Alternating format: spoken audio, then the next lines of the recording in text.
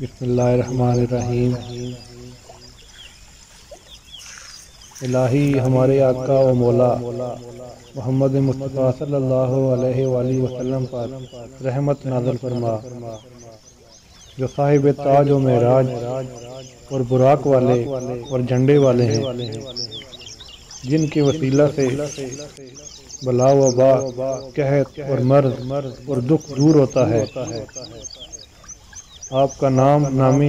لکھا گیا، بلند کیا گیا، قبول شفاعت کیا گیا، لوح قلم میں خدا ہوا۔ آپ عرب و عجم کے سردار ہیں۔ آپ کا جسم نہایت مقدس، خوشبودار، پاکیزہ اور خانہ کعبہ اور حرم پاک میں منور ہے۔ آپ چاشت گاہ سے آفتاب اندھیری رات کے بلندیوں کے صدر نشین اور راہ ہدایت کے نور اور مخلوقات کی جائے پناہ اور اندھیروں کے چراغ اور نیک اتوار کے مالک، امتوں کے بخشوانے والے، بخشش و کرم سے موصوف ہیں۔ اللہ آپ کا نگہبان، جبرائیل آپ کی خدمت گزار، براق آپ کی سواری، معراج آپ کا سفر، سدرۃ المنتہا آپ کا مقام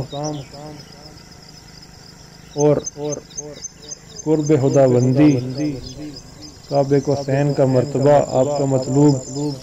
اور مطلوب ہی آپ کا مقصود، اور مقصود آپ کو حاصل ہے۔ آپ صلی اللہ علیہ وسلم رسولوں کے سردار ہیں،